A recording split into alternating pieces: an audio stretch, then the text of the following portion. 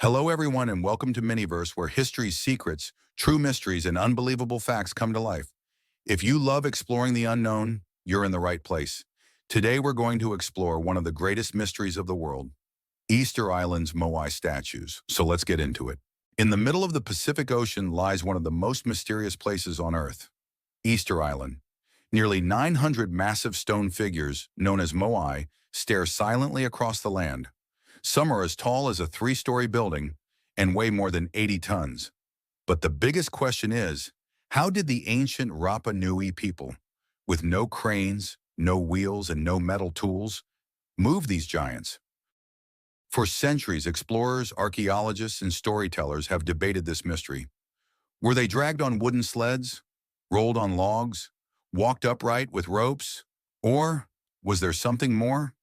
Today, we'll explore the leading theories, the evidence, and the legends that surround the Moai, and maybe uncover the truth about one of history's greatest enigmas.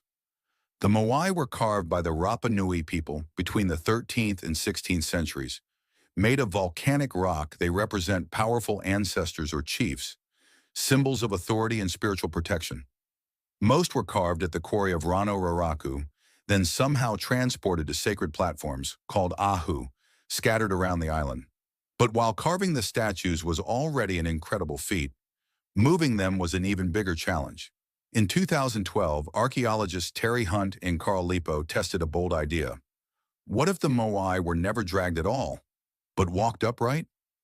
By attaching ropes to a replica statue, they pulled from side to side in a rocking motion.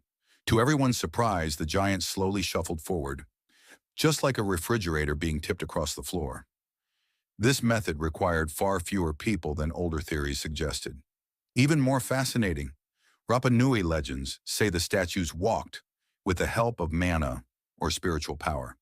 Could the myth actually reflect reality? Still, critics argue this only works for smaller Moai. Could the truly massive statues, over 30 feet tall, really have been walked like this? Another idea says the Moai were laid horizontally on wooden sledges and dragged across the island using logs as rollers. On paper, it works. But here's the problem. By the time Europeans arrived, Easter Island was nearly treeless. If thousands of logs were used, this might explain the deforestation. But skeptics argue the Rapa Nui people valued their land too much to destroy it so recklessly. And with no strong evidence of giant log roads, this theory may not hold up. Some researchers propose wooden sleds sliding along greased tracks, maybe with banana leaves reducing friction. It's clever, but would still demand massive manpower. Moving an 80-ton statue this way would have been painfully slow and risked breaking the fragile stone. Many experts now think there wasn't just one method. Smaller statues may have been walked, while larger ones required sledges or combined techniques. The Rapa Nui, resourceful and determined, likely adapted to each challenge. What do we know for sure? Archaeologists found Moai lying face down along old roads, as if they fell mid-journey. This supports the walking theory. They were standing upright and simply tipped over.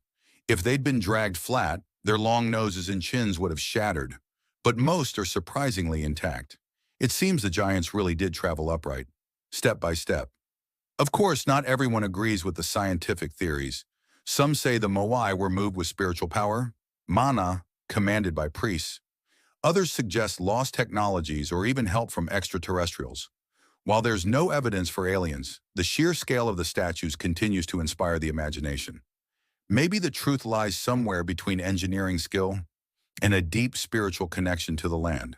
So how did the Rapa Nui move their giants?